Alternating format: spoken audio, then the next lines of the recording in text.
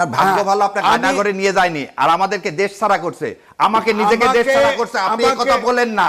আপনি আজমির মতো লোককে, যে আপনি কি বলতেছেন আমাদের ভয় আসেনি, আজমির মতো লোককে তুলে নিয়ে যায়নি ভাই আজিজ ভাই,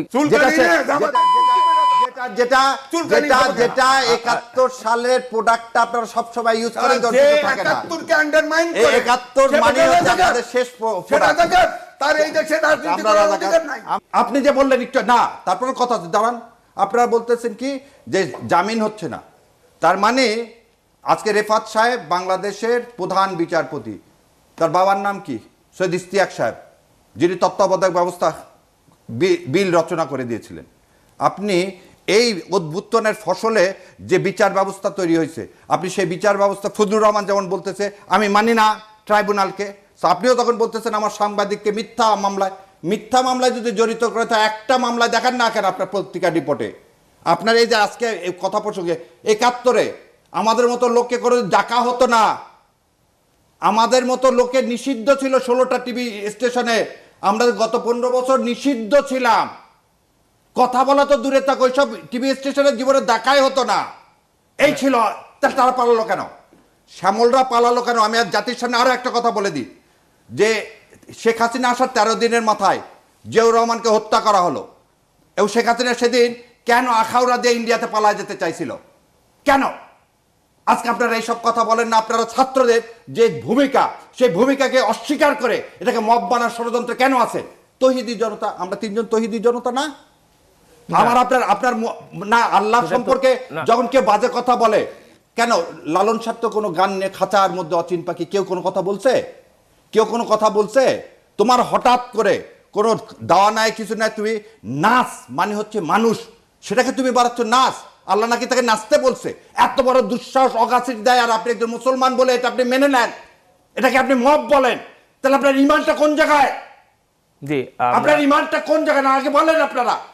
যে এই দেশের মুসলিম জনগণ যেখানে 90%, সেখানে একটা মানুষ এরকম করতে পারে জারিগানের নামে? কেন জারিগানের আর্ট সাবজেক্ট নাই? দেহতত্ত্ব নিয়ে আর্ট সাবজেক্ট নাই কেন? ইয়া মারা গেল কি গান গাইতে গাইতে?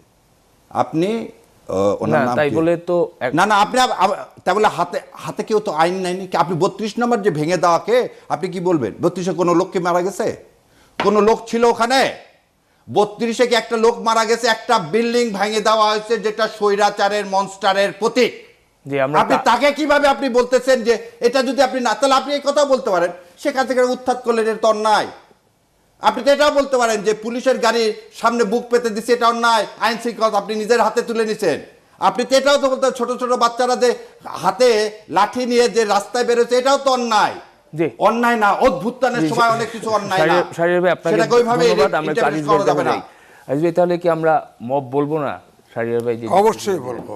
উনি যে ভাষায় কথা বলছে তাহলে ওই ঈশ্বরদের মতো ঘটনা ঘটবে। তর্ক, আমি তো ওই তর্ক করতে চাই না। উনি বলছে 15 বছর আসতে দেয় নাই। আমি তো লাস্ট ডে পর্যন্ত টকশোতে আসছি, বারণ করে নাই তো কেউ, ভয়ে আসে নাই, ওনারা ভয়ে আসে নাই। আপনার ভাগ্য ভালো আপনাকে কাটা করে নিয়ে যায়নি আর আমাদেরকে দেশ ছাড়া করছে, আমাকে নিজেকে দেশ ছাড়া করছে। আপনি এই কথা বলেন না। আপনি আজমির মতো লোককে, যে আপনি কি বলতেছেন আমাদের ভয় আসেনি, আজমির মতো লোককে তুলে নিয়ে যায়নি? ভাই আজিজ ভাই, আপনি ইলিয়াসকে পেট কেটে নদীতে ফেলে দেন, কোন দেশে ব্যারিস্টারি করতে? এইটাই তো আমার প্রশ্ন।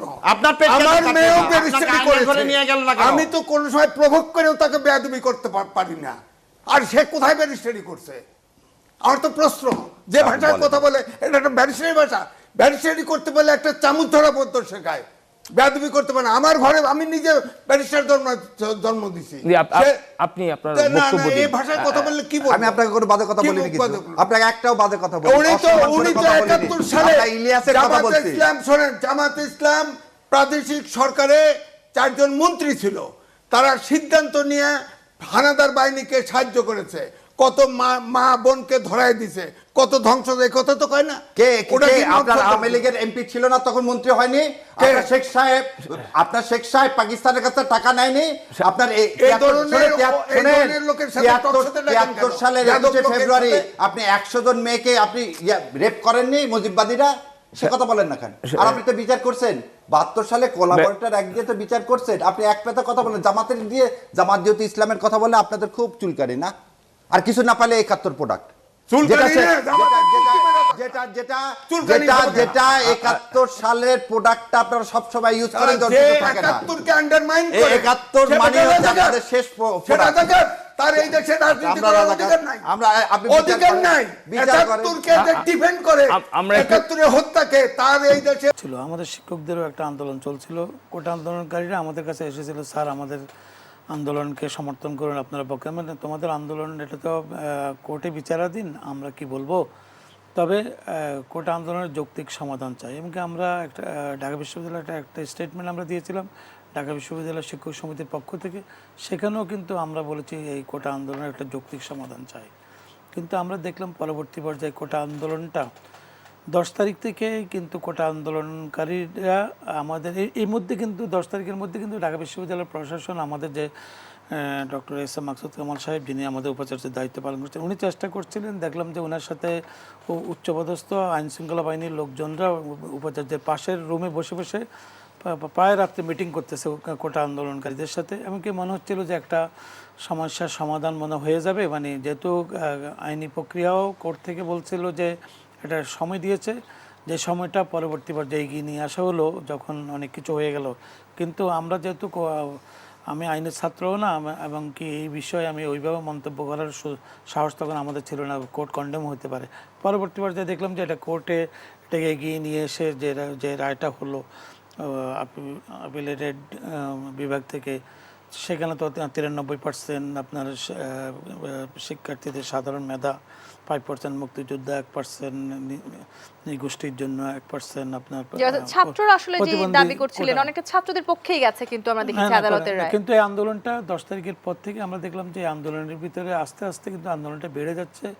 ছাত্রলীগ ভার্সাস কোটা আন্দোলনকারী, এবং কি কোটা আন্দোলনকারীদের ছাত্রলীগের জি, অধিকাংশ ডক্টর নিজামুল হক ভাই, এখানে আমার একটি প্রশ্ন আছে। আপনি নিজে বলছিলেন যে আপনি একজন শিক্ষক এবং ছাত্ররা শুরুতেই আপনাদের কাছে এসেছিলেন যে শিক্ষক হিসেবে আসলে আপনাদের করার কি আছে। না, আমরা- যে রণক্ষেত্র আমরা দেখেছি সেখানে আসলে ছাত্রদেরকে খানিকটা শান্ত করবার না, আমরা শুরুতেই সেই আসলে দায় কি আসলে রণক্ষেত্র, শিক্ষকদেরও আমি কিনা? পর্যায়টাই আপনার তো রণক্ষেত্রটা তো পরে এসেছে। পরে তো কোটা আন্দোলনকারীদের হাতে ছিল না, তাদের নেতৃত্বে ছিল না। তারা প্রথম 5 জন সমন্বয়ক ছিল, পরবর্তী পর্যায়ে বাড়িয়ে তারা প্রায় 60 জন সমন্বয়ক করেছিল।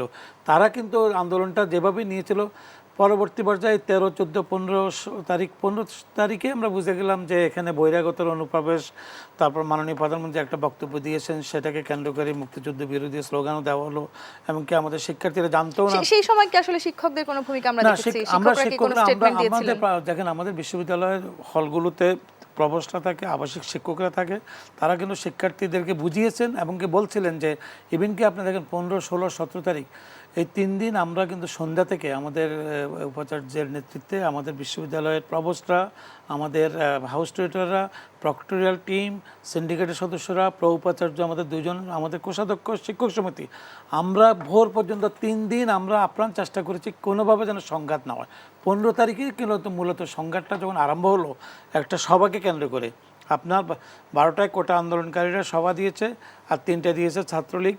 কোটা আন্দোলনকারীরা 12টার সভাটি একটায় নিয়ে আসলো, 3টার সময় দেখা গেলো তাদের একটা গ্রুপ রয়ে গেল, যেখানে ছাত্রলীগ বিশ্ববিদ্যালয়ের রাজু আশকাজে সভা করছিল, সেখান থেকে গিয়েই তারপরে দেখা গেল যে হল দখল, তারপরে সিট দখল, তারপরে হলে ভাঙচুর, তারপর প্রভোস্টদেরকে অবরুদ্ধ করা। এমনকি একটা পর্যায়ে আপনার যে শিক্ষকরা আহত হয়েছে ওই দিন। কিন্তু আমরা দেখলাম যে 15 তারিখে আমাদের শিক্ষার্থীরা যখন আহত হলো, আমাদের মাননীয় উপাচার্য আমাকে এবং আমাদের প্রোপাচার্য শিক্ষা ডক্টর সিদ্ধেশ চন্দ্র বাসার এবং আমাদের শিক্ষক সমিতির একজন সদস্য শফির আলম ভূঁইয়াকে বললো আপনারা মেডিকেলে যান। আমরা মেডিকেলে গেলাম, সেখানে কোটা আন্দোলনকারীরাও আহত অবস্থায় পেলাম, ছাত্রলীগের দুতরফা ভাবে এক ধরনের আসলে সংঘাত সহিংসতা সৃষ্টি হলো। আমি আজ একটু আপনার কাছে আসতে চাই, যেটি বলছিলেন ডক্টর নিজামুল হক ভূঁইয়া, শিক্ষকরা হয়তো তাদের জায়গা থেকে চেষ্টা করছিলেন, কিন্তু সেটা কি আসলে আপনার যথোপযুক্ত মনে হয়েছে কিনা, কিংবা যে সংঘাত সহিংসতা আমরা দেখেছি সেখানে আমরা সবাই বুঝতে পারছি আসলে একটি তৃতীয় পক্ষের হয়তো একটি অবস্থান আছে, এবং খোদ ডিবির প্রধান আজকে বলেছেন যে ঘোষণা ছিল আসলে লন্ডন থেকে, এবং নির্দেশনা ছিল পুলিশ মারলে 10,000, ছাত্রলীগ মারলে 5,000 টাকা দেওয়া হবে। ধন্যবাদ আপনাকে। প্রথমে আমি বলি 1 তারিখ থেকে 14 তারিখ পর্যন্ত কোটা আন্দোলনকারীদের সকল আন্দোলন শান্তিপূর্ণ ছিল। এরপরে শিক্ষকরা যতই চেষ্টা করুক আর সমাধান করার পর্যায়ে ছিল না। ওনারা হয়তো চেষ্টা করেছেন, ইউনিভার্সিটিতে থাকেন, ইউনিভার্সিটির শিক্ষক, ভিসি সবাই চেষ্টা করেছেন, কিন্তু এটার দুটো কারণ। একটা কারণ হলো বিষয়টা রাজনৈতিক দলের হাতে চলে গেছে, অর্থাৎ বিশেষ করে সরকারি দলের হাতে। দুই হলো সব বিশ্ববিদ্যালয়ে সরকারি দলের যে ছাত্র সংগঠন, তাদেরকে সবসময় শিক্ষকরা, বিশেষ করে যারা সিনিয়র শিক্ষক অর্থাৎ পলিটিক্স করে, পলিটিক্সের সাথে যুক্ত, তারা কিন্তু তাদের সাথে সবসময় একটা সম্পর্ক রাখে, কারণ ভিসি হইতে হবে, অমুক পদে যেতে হবে, তাদের দরকার পড়বে, সুতরাং তাদের কথায় তারা নিবৃত্ত হবে না। কিন্তু যারা প্রফেশনাল মোস্ট সিনিয়র সাংবাদিক, যারা রেসপেক্টেবল, তারা কিন্তু এইসব সমস্যার মধ্যে আসতে চায় না, আসেও না, কারণ তারা জানে তারা অপমানিত হবে, তাদের কথা রক্ষা হবে না। যেমন আমরাও ছাত্র ছিলাম, তখন দেখেছি যে একজন শিক্ষক যখন এসে আমাদেরকে কথা বলতো, আমরা কিন্তু অবশ্যই মানতাম তাকে রক্ষা। কিন্তু যে শিক্ষক মনে করবে যে আমার কথা রাখবে না, সে কিন্তু কোনো সময় সে অপমান হওয়ার জন্য আসবে না। সেটা তো এখনকার শিক্ষকদের কথা আপনি পরিস্থিতি বলছেন, শিক্ষকদের কথা ধরে নিলাম ছাত্ররা সেই সময়টাতে শোনেননি, কিংবা শিক্ষকরা আলাদা আন্দোলনের সাথে যুক্ত ছিলেন একই সময়কালীন, কিন্তু মাননীয় প্রধানমন্ত্রীও কিন্তু বারবার বলছিলেন ছাত্রদেরকে ধৈর্য ধরবার জন্য। আমরা দেখলাম সেখানেও আসলে কেউ কারো কথা শুনলেন না। গন্ডগোলটা ওই জায়গায়, সমস্যাটা ওই জায়গায়। কালকেই যুগান্তরে আমার লেখা ছাপা হয়েছে। আমি 5 থেকে 6টা সুযোগ এসেছিল সরকারের পক্ষে এই কোঠা আন্দোলন সমস্যার সমাধান করা, সরকার করে নাই। সরকার বল ঠেলে দিয়েছে কোর্টের কাছে। এখন আপনি বলেন, সংবিধানের আপনার 28 এবং 29 অনুচ্ছেদ অনুযায়ী এই কোঠার ব্যাপারে, কোঠা সংস্কার বলেন, কোঠা না রাখা বলেন, কাকে কত কোঠা দিবে কি না দিবে, সবটা সরকারের দায়িত্ব। এখানে হাইকোর্ট যে 2018 সালে যে কোঠাটা বাতিল করলো, সেটা তিনি এই হাইকোর্ট রিভাইভ করলো কি করে? এইটার ব্যাপারে যদি কিন্তু যখন আসলে পুরো বিষয়টি তদন্তাধীন কিংবা মামলার আওতায় ছিল, তখন আসলে না না হাইকোর্ট না থেকে না, আমি কি আমি রায় বলছি আসে না, আমারটা সে শুনে পর্যন্ত নেন। অপেক্ষা করা তো No, no, প্রয়োজন no, ছিল। no, no, no. আমার কথা শুনে নেন, যখন হাইকোর্ট এটাকে রিভাইভ করলো কোঠা, সরকার এটাকে বাতিল করেছিল। কনস্টিটিউশনালি সরকারের অধিকার ছিল বাতিল করা, রাখা না রাখা, কাকে কতটুক দিবে না দিবে সব সরকারের। হাইকোর্ট এটাকে বাতিল করে রিভাইভ করে দিল। তখন সরকারের আপিল বিভাগে বলা উচিত ছিল যে এটা অসাংবিধানিক, এটাকে হাইকোর্টের রায়কে বাতিল করা হোক। অ্যাটর্নি জেনারেল সরকার যা আপিল বিভাগে যা আপিল করলো, এটার ব্যাপারে আপিল করলো, এবং সরকার থেকে তখন বলা হলো সবাই কোটার সরকারের পক্ষে, সরকারের পক্ষ থেকে সবাই বলল। হ্যাঁ, এই জায়গাটার সমস্যা একটা তৈরি হলো। সাথে সাথে কোটার সংস্কারের এরা বলল যে আমরা কোর্টের রায় চাই না, আমরা সরকারের পক্ষ থেকে, রাষ্ট্রের পক্ষ থেকে সিদ্ধান্ত আছে। তাদের দাবিটা সঠিক ছিল, কারণ এখানে রাষ্ট্র, সরকারই তো দায়িত্ব পালন করবে। এখানে আদালতের নাক গলানোর কোনো প্রয়োজন ছিল না। হাইকোর্ট জটিলতা তৈরি করেছে, 1। 2 হলো আপিল বিভাগ যে রায় দিয়েছে সংবিধানের 104 ধারা অনুযায়ী, দেশের যে অবস্থা, গোলযোগ অবস্থা তৈরি হয়ে গেছে, এইখানে আপিল বিভাগের সামগ্রিকভাবে দেশের শান্তি স্বস্তির জন্যে তার রায় দেওয়ার এখতিয়ার 104 অনুচ্ছেদে আছে, এবং সেই রায়টা দিছে, যৌক্তিকভাবেই দিয়েছে। এবং সেই যৌক্তিকভাবে রায় আসার পরেও আমরা কিন্তু ধ্বংসযজ্ঞ চলতে দেখলাম। এরপরে না, হয়েছে ঘটনা। সেখানে ঘটনা আছে, ঘটনা আছে যে আপনি এই যে শিক্ষক আন্দোলনরা করতেছে না, এনাদের সাথে দায়সারা গোছের আওয়ামী লীগের সাধারণ সম্পাদক, উনি মন্ত্রী একবার কথা বলছে। আমার বক্তব্য হচ্ছে ওনাদের সাথে তো আলোচনা করে সমাধান করা খুব কঠিন ছিল না, করে নাই তো, পাত্তা দেয় নাই তো। ঠিক কোঠা আন্দোলনদেরও পাত্তা দেয় নাই, তার উপসর্গ এখন পর্যন্ত আছে। দেখেন আপনি, 3 জন সমন্বয়কারী এখন ডিবির তত্ত্বাবধানে, 3 জন, 59 জন সমন্বয়কারী আছে। এটা হলো প্রথমে 6 জন ছিল, এরপরে জোনাল সমন্বয়কারী করা হয়েছে, যেমন রাজশাহী বিভাগ, অমুক বিভাগ, তমুক বিভাগ ইত্যাদি। তো এই 3 জনকে এখনও ছাত্রদের যে আপনার আম জনতা গ্রেপ্তার হচ্ছে না, এর ভিতরে ছাত্ররাও গ্রেপ্তার হচ্ছে। জি, কিন্তু আসলে যে হত্যাযোগ্য কিংবা যে সংঘাত সহিংসতা আমরা দেখেছি, সেটি কারোরই কাম্য নয়। সেটি আসলে কোনো ছাত্রের মৃত্যু থেকে শুরু করে আইন শৃঙ্খলা রক্ষাকারী বাহিনী, কারো মৃত্যুই নিশ্চয়ই আমরা কাম্য করতে পারি না। কিন্তু এরপরেও কিন্তু আমরা এই ঘটনাগুলো দেখলাম, কেন আসলে সেই সময়টাতে আমরা ধৈর্য ধারণ করতে পারলাম না? ডক্টর নিজামুল হক ভূঁইয়া, তৃতীয় পক্ষ, তার মানে যারা ঢুকে গেছেন, তারা কি সবচেয়ে বেশি শক্তিশালী কিনা? আমি আপনাকে একটা কথা বলবো, আমি তো শেষ করতে পারি নাই। ঢাকা বিশ্ববিদ্যালয় যখন আপনার 15 তারিখে আমরা হসপিটালে দেখতে গেলাম, কোটা আন্দোলনকারী এবং আপনার ছাত্রলীগের কর্মীদেরকে। তারা বললো, স্যার আপনারা এত দেরি করে আসলেন কেন? কিছু অভিযোগ তারা কাতরাচ্ছে, তাদেরকে ট্রিটমেন্ট করা হচ্ছে। তারপরে একটা পর্যায়ে আমরা ধৈর্য ধরা ঠিক হয়ে যাবে। আমরা সামনে আসলাম, সামনে আসার পরে দেখলাম যে মেডিকেলের সামনে আসার পরে শহীদুল্লাহ হলের গেট দিয়ে ঢুকতে গেলাম, সেখানেও কিন্তু আমরা কোটা আন্দোলনকারীদেরকে পেলাম। বললো যে স্যার এদিকে যাবেন না, এখানে আমরা অবস্থান করছি। ওরা ওই সম্মানটুকু আমাদেরকে করেছে। আমরা দেখতে পাচ্ছি যে বোধহয় সেখানে একটি পর্যায়ে দেখলাম যে আমাদের শহীদুল্লাহ হলে প্রায় 200-300-র মতো আপনার বহিরাগত প্রবেশ করেছে। তখন প্রভোস্ট ফোন করেছে আমাদের উপাচার্যকে, তারপর পুলিশ এসেছে, পুলিশ বললো রেড দিবে, আমাদের উপাচার্য নিষেধ করেছে না, হলে পুলিশ ঢুকানো যাবে না। তার পরবর্তী পর্যায়ে দেখেন আমরা কিন্তু 15 তারিখ তো এইভাবেই গেল, 15 তারিখে রাত্রে থেকেই হল দখল, রুম ভাঙচুর, 300-র মতো রুম ভাঙচুর করা হয়েছে। এমনকি দেখছি যে সেখানে আপনার সবই বহিরাগত আসছে এখানে প্রবেশ করেছে। এমনকি বহিরাগতরা এমনভাবে প্রবেশ করে শিক্ষকদেরকে গালিগালাজ করতেছে, শিক্ষকদের গায়ে হাত দিচ্ছে। তারপরে আপনার দেখা যাচ্ছে আমাদের ছাত্ররা পিছন থেকে বকাবকি করতেছে শিক্ষকদের, সাহস পড়ছে না নৈতিকতার কারণে শিক্ষকদের। আমাদের মহিলা শিক্ষক বলেন, আমাদের রোকেয়া হলে যে ঘটনাটা ঘটানো হলো, আপনি জানেন যে 16 তারিখে রোকেয়া হলে আপনার এই বহিরাগতরা বোরকা পরে এসে মুখে ব্র্যান্ড পরে আপনার মরিচের গুঁড়া নিয়ে আমাদের ছাত্রীদের চোখের উপরে স্প্রে করতেছিল। ছাত্রলীগের আতিকা নামে একজন মেয়েকে 8-9 তলা থেকে ফেলে দিতে চেয়েছিল, তারপরে দিয়ে শিক্ষকরা গিয়ে সেখান থেকে তাকে উদ্ধার করেছে। এই যে ধরেন মানে এই যে ঘটনাগুলো করছে, এখানে বহিরাগত কেন আসবে? এখানে তো শিক্ষার্থীরা লেগে যেন শিক্ষকরা এসেছে। আমরা তখনই বুঝতে পেলাম যে নিয়ন্ত্রণটা কোটা আন্দোলন আর কোটা আন্দোলনকারীদের হাতে নেই। এই জায়গাটিতে একটু আমি যদি একটু থামাই আপনাকে, আমরা সবসময় আসলে এটাই দেখি বাংলাদেশে যে কোনো যৌক্তিক আন্দোলনকে আসলে রাজনীতিকীকরণ করা হয় কোনো না কোনো ভাবে, কিন্তু কেন এবং সেই রাজনীতিকীকরণ করার ফলাফল আসলে আমরা দেখলাম এবারে যে রাজনীতিকরণ করা হয় না। কোটার পরবর্তী পর্যায়ে পরবর্তী 2 দিন যে ঘটনাগুলো ঘটানো হয়েছে, পৃথিবীর অনেক দেশে আন্দোলন হয়। আমরা থাইল্যান্ডে আমরা 2 বছর 3 বছর পরে আন্দোলন দেখি। আপনার 2 বছর আগে শ্রীলঙ্কাতে যে আন্দোলন হলো, মানুষ শ্রীলঙ্কার প্রাসাদ দখল করে সেখানে নাচানাচি করতেছে, সুইমিং পুলে গোসল করতেছে, মনে হয় যে প্রাসাদে সে কোনোদিন আর গোসল করার সুযোগ পাবে না।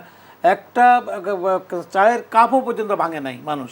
থাইল্যান্ডে আমরা দেখি মাঝে মাঝে খুব আন্দোলন, আর আমাদের এখানে পরিকল্পিতভাবে 3 দিন 4 দিনের ভিতরে কিভাবে আমাদের এই প্রশ্নটি থেকেই যায় যে আসলে এই ধরনের ধ্বংসযজ্ঞ আসলে সাধারণ ছাত্রছাত্রীদের পক্ষে ঘটানো সম্ভব কি না। আমি উত্তর খুঁজবো, তবে আমাকে একটি বিরতি নিতে হবে। দর্শকদের সন্ধ্যায় বিরতি নিয়ে ফিরছি, সাথেই থাকুন।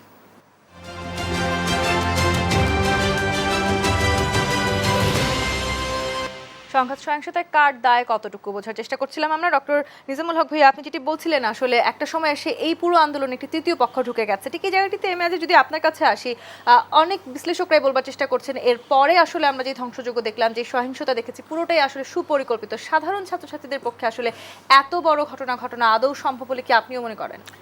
না, দেখেন পরে যেটা হয়েছে যে গণতন্ত্রের দেশ, সেখানে সরকারি দল, বিরোধী দল সবাই কোনো না কোনোভাবে সমর্থন বা কর্মীরা সম্পৃক্ত হয়েছে।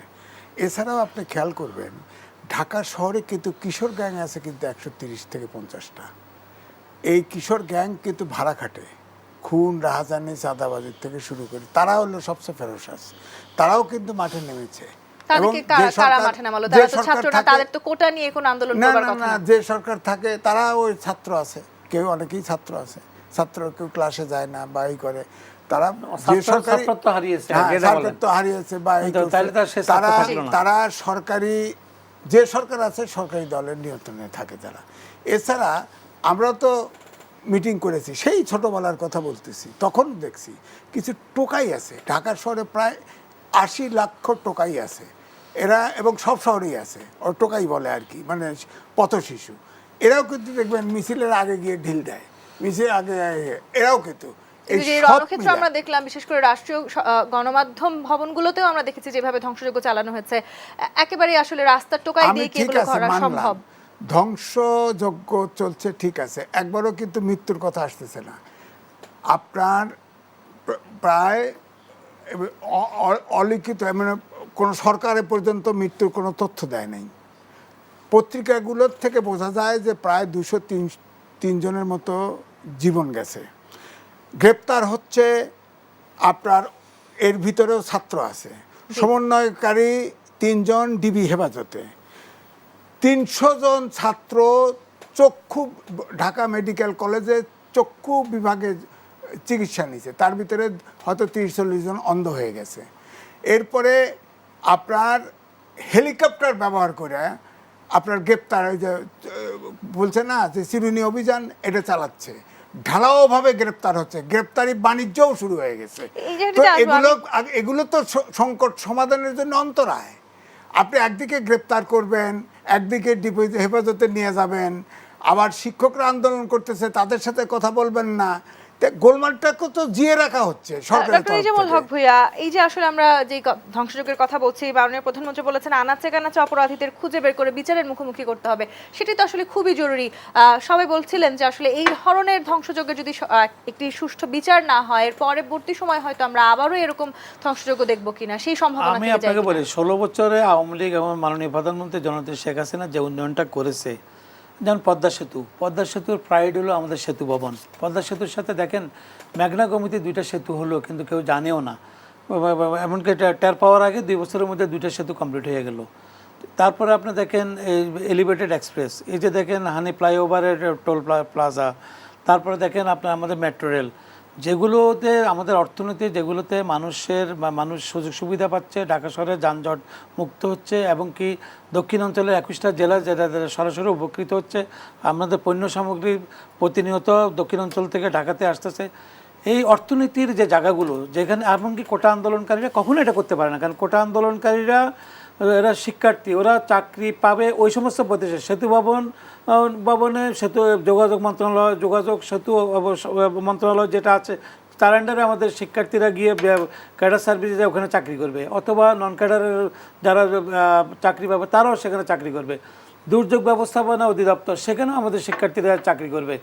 যারা যেখানে চাকরি করবে ওই সমস্ত শিক্ষার্থীরা তো সে জায়গায় কোনোদিন ধ্বংস করতে পারে না। আমি শিক্ষার্থীরা বোধহয় জানেও না, পুলিশকে মেরে আপনি 2 পা উপরে উঠে টানিয়ে রেখেছেন, আপনি গাজীপুরে একজনকে মেরে আপনি টানিয়ে রেখেছেন লম্বা করে, শিক্ষার্থীরা এটা ভাবতেও তো পারে না। এমনকি এই আন্দোলনটা কিভাবে, এই যে প্রশিক্ষিত সন্ত্রাসী, যারা দেশবিরোধী, যারা দেশের অর্থনীতিকে ধ্বংস করতে চায়, যারা শেখ হাসিনার উন্নয়নকে বাধাপ্রাপ্ত করতে চায়, যারা স্বাধীনতাকে বিশ্বাস করে না, মুক্তিযুদ্ধকে বিশ্বাস করে না, দেশের উন্নয়নকে বিশ্বাস করে না, তারাই সে কাজটি করেছে। তাদের সাথে যারা জড়িত আছে এখন বিচারাধীন অবস্থায়, তাদেরকে যেটা সরকার বিচার বিভাগ একটা তদন্ত করছে, সেখানে আমি বলবো সেখানেও কিছু নিরপেক্ষ লোকরাও আনা উচিত। সেখানে ধরেন আমাদের অনেক বিচারপতি আছে যাদের এত ক্লিন ইমেজ আছে, এই সমস্ত লোকদেরকেও সদস্য করা কিন্তু উচিত। আসলে যখনই আমরা এই ধরনের বড় কোনো সংঘাত সহিংসতা দেখি, আমরা কিন্তু আসলে দায় চাপিয়ে দেওয়ার এক ধরনের আমাদের দেশের সংস্কৃতি আছে। আপনি ইতিমধ্যে দেখেছেন যে বিরোধী দলগুলো সরকারের উপর দায় চাপিয়ে দিয়েছে। খোদ মির্জা ফখরুল ইসলাম আলমগীর বলেছেন যে সরকার আসলে এই ঘটনা, এই নাশকতার পিছনে মদদ দিয়েছে। সরকারের তরফ থেকে বলা হচ্ছে বিরোধী দলগুলো আসলে এই ধরনের ঘটনা ঘটিয়েছে। এই সংস্কৃতি থেকে বেরিয়ে এসে আদৌ আমরা সুষ্ঠু এক ধরনের সমাধানে যেতে পারবো কিনা, সেটি একটি বড় প্রশ্ন থেকে গেল। আমি আপনার উত্তরটি নিব, একটি বিরতি নিয়ে ফিরতে হবে। দেশসন্ধ্যায় আরো একটি বিরতি নিয়ে ফিরছি, সাথেই থাকুন।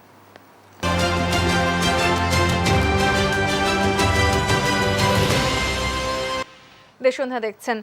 গেল কয়েকদিন ধরে বাংলাদেশের সংঘাত সহিংসতা, যে ধ্বংসযজ্ঞ আমরা দেখেছি, সেই বিষয়গুলো নিয়ে আমরা আলোচনা করছিলাম। আজ বাংলাদেশের প্রধানমন্ত্রী বিভিন্ন স্থাপনায় গিয়েছেন এবং ধ্বংসযজ্ঞ দেখে তিনি যথেষ্ট আবেগ আপ্লুত হয়ে বলেছেন আসলে কোনোভাবেই আসলে এগুলো মেনে নেওয়া যায় না। এবং বারবার আমরা যখন দেখছিলাম মাননীয় প্রধানমন্ত্রী এই ধ্বংসযজ্ঞের পরে পরিবেশ শান্ত করার জন্য আমরা দেখেছি আমাদের সেনাবাহিনীর উপর আস্থা রাখতে হয়েছে, সেনাবাহিনী মোতায়েন করতে হয়েছে। প্রধানমন্ত্রী থেকে শুরু করে আদালত পর্যন্ত শিক্ষার্থীদেরকে ক্লাসে ফেরত যাবার কথা বলেছেন। এরপরেও কিন্তু আমরা এখনো সেই পরিবেশ ফিরে পেলাম না, সেটি কেন? দেখেন, ধ্বংসযজ্ঞ একটা স্বাধীনতা, রক্ত দিয়ে স্বাধীন দেশে এটা কেউই কাম্য করে না। কিন্তু ধ্বংসযজ্ঞ, অবিচার, অনাচার, সুদ, ঘুষ খাওয়া, অন্যায় করা সব দেশেই আছে। কিন্তু নির্মোহভাবে, নিরপেক্ষভাবে যদি বিচারটা হয়, তাহলে কিন্তু এটাকে কন্টেইন করা যায়, নিয়ন্ত্রণ করা যায়। যেমন ধরেন, আপনি যেটা বলছেন যে এখন শিক্ষকরা, ছাত্ররা আন্দোলন করতেছে, শিক্ষকরাও আন্দোলনে আছে। আপনি দুটো পক্ষকেই কোনো কনফিডেন্সে নিচ্ছেন না, পাত্তা দিচ্ছেন না। আপনি শিক্ষকদেরকে ডাকলেন, ছাত্রদেরকে ডাকলেন যে তোমরা ক্লাসে ফিরে যাও, ক্লাসে শিক্ষক নেই, লাভ কি? এটা গোজামিলের কথা না? আপনি শিক্ষকদের তো, তারা তো শিক্ষিত লোক, তারা অযৌক্তিকভাবে, ছাত্ররা কিন্তু ইমোশনাল থাকে, তারা যা বলে এই জায়গায় খুব ঘাওড়ার মতো থাকতে পারে, কিন্তু শিক্ষকরা তো যুক্তি মানবে। আপনারা তার সাথে একবার ফর্মালি তো ভালো করে বসলেনও না, কথাও বললেন না। উল্টো আমরা দোষারোপের যে আমি- সংস্কৃতির প্রশ্ন আপনাকে শোনেন, করেছিলাম বিরতির আগে, সেটাও কিন্তু আজকে- দেখতে পেয়েছি। হ্যাঁ, বলতেছি যে আজকে দেখেন আমার সমকালে লেখা আছে, দক্ষিণ এশিয়ার ভিতরে শিক্ষকরা সবচাইতে কম বেতন পায়, প্রায় ফকিন্নির কাছাকাছি। আর বাজেট অ্যালোকেশন দক্ষিণ এশিয়ার ভিতরে সবচেয়ে কম। আফগানিস্তানের চাইতেও কত বেতন কম, আফগানিস্তানের চাইতেও আপনার অ্যালোকেশন, বাজেট অ্যালোকেশন কম। চতুর্থ শিল্প বিপ্লবে শিক্ষা খাত যদি আপনি আধুনিক না করেন, ঢেলে না সাজান, এটাতে শিক্ষক, ভালো শিক্ষক না হলে, ভালো শিক্ষক এখন শিক্ষাদান করবে নাকি সে খাওয়ার চিন্তা করবে? তার খাওয়ার পয়সাটা দিবেন না, খাওয়ার পয়সা তো নাই অন্যের তুলনায়।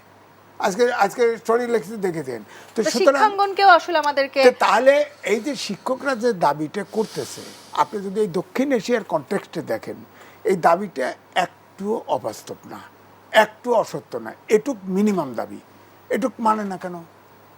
আপনার আমলাদেরকে ওই প্রমোশন দিয়ে কাজ কিন্তু দিতে এবার পারেন না, যেমন বসায় রাখেন সবসময় ওইটি বানায়। নিশ্চয়ই আসলে যারা ক্ষমতায় থাকেন তাদের উপরে দায় অনেকটাই বেশি বর্তায়, সেটি যেমন সঠিক, তেমনি আসলে আমরা দেখতে পাচ্ছি বারবার বিরোধী দলের উপরেও কিন্তু নানান ধরনের অভিযোগ এসছে। বিশেষ করে লন্ডন থেকে আসলে এই ঘটনায় এক নাশকতার নির্দেশ দেওয়ার এক ধরনের অভিযোগের কথা আমরা শুনেছি। সেটি না, নিয়ে যদি আপনি ঠিক কিছু আছে, বলেন। এটা ডিবি প্রধান থেকে এটা আসছে, টাকা দিছে তারেক রহমান, ওখান থেকে নাশকতার হুকুম আসছে, ইত্যাদি ইত্যাদি। এই কথাগুলি আগে বললে পারলেন না কেন? আন্দোলনের আগে আপনার গোয়েন্দা সংস্থাগুলো গেল কোথায়? গরিবের টাকার ট্যাক্সের পয়সা বেতন নেয় না? এই দেশের বঙ্গবন্ধু হত্যা হয়েছে, জিয়াউর রহমানকে হত্যা করা হয়েছে, আমরা কিন্তু তখনও প্রশ্ন তুলেছি, গোয়েন্দা সংস্থা কোথায়? গোয়েন্দা সংস্থা ঘটনা ঘটে যাওয়ার পরে, চোরে চুরি করে যাওয়ার পরে, তারপরে ওনারা সব কিছু সেটি নিয়ে একটি বড় আবিষ্কার প্রশ্ন করে। থেকে যায়। কিন্তু আসলে এখানেই তো মতলববাজি, আপনি তো এখানেই খুব বলা গুরুত্বপূর্ণ হচ্ছে যে কথা এটা তৈরি বলছিলেন। করা হয়। জি, মেয়াদির আপনি খুব গুরুত্বপূর্ণ একটি কথা হচ্ছে বিচারহীনতার কথা আপনি বলছিলেন। ডক্টর নিজামুল হক ভাই, একটু আপনার কাছে আসি, বিচারহীনতায় ভুগছে কি আসলেই আমরা? বিচারহীনতা বলতে তো বিচার তো হচ্ছে, আমরা তো দেখছি যে যখনই মানে বিভিন্ন বিচারের রায় হচ্ছে, তারপরে যে ধারাবাহিকভাবে দেখেন আমরা যুদ্ধাপরাধীর বিচার দেখেছেন, বঙ্গবন্ধু হত্যার বিচার দেখেছেন, তারপর আরও বিচারগুলোতে হচ্ছে। আপনি কোন বিচারের কথা বলতেছেন মনে করেন? এই যে এখন আসলে যে নাশকতার ঘটনার না, কথা সেটা আমরা তো বলছি, অবশ্যই বিচার। মাননীয় প্রধানমন্ত্রী সবাইকে আমি তো খুঁজে বের মনে করে করি, বিচারের মুখোমুখি করবার কথা আমি আপনাকে বলেছেন। বলি, সেখানে যদি দৃষ্টান্তমূলক বিচার না, না হয়, সেক্ষেত্রে আমরা কি আবারও তার না, মানে আমি মনে করি যে এবার যে ঘটনাটা ঘটানো হয়েছে, সেটা এই যে আমরা ইসরায়েলের প্রধানমন্ত্রী বেঞ্জামিন নেতানিয়াহু একজন মানে কি বলবো, একজন যুদ্ধবাজ এবং কি একজন কুখ্যাত শাসক, সে যেভাবে গাজায় মানুষ মারছে এবং কি ধ্বংসস্তূপে পরিণত করেছে, ঠিক একই পরিণতি আমাদের এখানে করেছে। আমাদের এখানে আপনি দেখেন সেতু ভবন দেখেন, মেট্রো রেল দেখেন, এলিভেটেড এক্সপ্রেস দেখেন, নরসিংদীর কারাগার দেখেন, তারপরে দুর্যোগ ব্যবস্থাপনা অধিদপ্তর দেখেন, বাংলাদেশ টেলিভিশন আমাদের গর্বের প্রতীক। আপনারা যে মিডিয়াতে আমরা কথা বলছি, একসময় বাংলাদেশ টেলিভিশন দিয়ে তো সব কিছু আরম্ভ হলো। সে বিটিভি ভবনটা কীভাবে, প্রথম বিটিভি ভবনটাকে আক্রমণ করেছে পরিকল্পিত সন্ত্রাসী বাহিনী, বিটিভি ভবনটাকে এটাকে ধ্বংস করেছে। তারপরে যে কিশোর গ্যাংয়ের কথা উনি বলছে, তারা যুক্ত হয়েছে, তারা তো এত প্রশিক্ষিত না। আপনার মেট্রো রেলে সেখানে বিহারিরা, যারা 71 সালে মুক্তিযুদ্ধের আগেই, আজিজ ভাইরা জানেন, উনি যেহেতু একজন মুক্তিযোদ্ধা, আমি আই রেসপেক্ট হিম, সেখানে সেই বিহারির সন্তানরা, তাদের ধারাবাহিক যারা পাকিস্তানি বিশ্বাসী, তারা এসে কিন্তু সেখানে সম্পৃক্ত হয়েছে। মিরপুরে প্রচুর বিহারি থাকে যারা টেম্পো চালায়, বিভিন্ন যানবাহন চালায় এবং ছোটোখাটো ইয়ে করে। ওরা এবং ওদের সাথে ট্রেন বাহিনী এসে আপনার মেট্রো রেলের 2টা স্টেশনকে কীভাবে ধ্বংসলীলায় রূপান্তরিত করেছে। এই যে আমাদের, আমি মনে করি যে এটা স্বাভাবিক বিচার হচ্ছে, একটা ট্রাইব্যুনাল করা উচিত এবং কি এদেরকে এমনকি সঠিক বিচারটা হওয়া উচিত। কেন আমি বললাম যে বিচার বিভাগটা এমনভাবে করা উচিত যে কমিশন বা যে কমিটি করা হয়েছে, সেখানেও আমি মনে করি যে যদি কমিটি করা হয়ে থাকে, সেখানেও আমি মনে করি কিছু সমাজের ইমেজ সম্পূর্ণ ব্যক্তিত্ব যারা বিচারক ছিলেন, সাবেক সিনিয়র পার্সন, ওনাদেরকে দিয়ে একবার সত্য জিনিসটা বের করে আসলে জাতির কাছে ক্রিস্টাল ক্লিয়ার থাকবে যে সঠিক বিচার করা হয়েছে। সেই দৃষ্টান্ত আমাদের সামনে আসা প্রয়োজন, সেটি খুবই জরুরি। এম এ আজিজ, আমরা আসলে যখন এই ধরনের ঘটনা ঘটছিল, আমরা অনেক ধরনের গুজব দেখেছি। সেই গুজবকে থামাতে আমাদের আসলে সব ধরনের যোগাযোগ মাধ্যম, সব ধরনের সামাজিক যোগাযোগ মাধ্যমকে বন্ধ করতে হচ্ছে। সেটিও একটু জানতে চাই আপনার কাছে। না, দেখেন, আমাদের আইসিটি প্রতিমন্ত্রী বলেছে যে ডেটা সেন্টার যে অফিস, সেটাকে পুড়িয়ে দেওয়া হয়েছে। কিন্তু দেখেন, যদি পুড়িয়েই দেওয়া হয়, আমি ছোট্ট একটা উদাহরণ দেই, ওই সময় পুড়িয়ে দেওয়ার পরেও 2টা টেলিভিশন লাইভ করেছে। কেমনে করলো? যদি সরকারের পক্ষ থেকে তাদেরকে না দেওয়া হয় তাহলে তো পারতো না, তার মানে পড়ে নেই। আবার কিন্তু আমাদের কাছে ফুটে যাচ্ছে, Virtual- মাননীয় মন্ত্রী বারবার বলছেন যে ডেটা সেন্টার পুড়ে গেছে। পুড়ে গেছে, তাদেরকে দেখান না কেন ভিডিও? কোনো টেলিভিশন দেখায় না কেন? ওখান থেকে শনাক্ত করেন। ডেটা সেন্টার যার যেখানে, ওখানে সিসি ফুটেজ সবই আছে, ক্যামেরা আছে, আপনি দেখেন না কেন? ওখানে সন্ত্রাসী ধরেন না কেন? যেদিন ওবায়দুল কাদের সাহেব বললেন যে আপনার কোটার সন্ত্রাসী, কোটার আন্দোলনকারীদের আমার ছাত্রলীগই যথেষ্ট, এরপরে যে হেলমেট বাহিনী নেমে গেল, রিভলভার দিয়ে গুলি করলো, প্রত্যেকটা বড় পত্রিকায় ছাপা হলো, হেলমেট বাহিনীর একটা ধরা পড়ে না কেন? আপনি এখন গ্রেপ্তারের জন্যে হেলিকপ্টার পর্যন্ত ব্যবহার করা হচ্ছে, এটা কেমন কথা? আপনার ওই সময়ে যে হয়েছে, যেটা করলেন যে ধ্বংসযোগ্য হয়েছে, তখন কিন্তু জাতিসংঘের হেলিকপ্টার এবং জাতিসংঘের যানবাহন ব্যবহার করা হয়েছে। এগুলো কি মেসেজ দেয়? ডক্টর নিজামুল হক ভূঁইয়া, একটু আপনার কাছে আসতে চাই। প্রথমে আসলে যেটি বলে শুরু করেছিলাম, যে ঘটনা, যে রণক্ষেত্র আমরা বাংলাদেশে হতে দেখেছি, সেটি নিঃসন্দেহে আমরা কেউ প্রত্যাশা করি না, এবং এখান থেকে নিশ্চয়ই আমাদের বেরিয়ে আসতে হবে। সেটি তৃতীয় পক্ষের শক্তি হোক কিংবা আসলে যাদেরই হোক, একটি দায়ভারের আসলে সুযোগ তৈরি করতে হবে। আপনাদের প্রত্যাশার কথা জানতে চাই একটু, আমি আপনাকে দিয়ে শুরু করতে চাই ডক্টর নিজামুল হক ভূঁইয়া। আমি দেখেন, এবার এই আন্দোলনে, কোটা আন্দোলনতে বেরোয় আমরা শিক্ষকরা লাঞ্ছিত হলাম। জাহাঙ্গীরনগর বিশ্ববিদ্যালয়ের একজন শিক্ষকের একটা চোখ অন্ধ হয়ে গেল।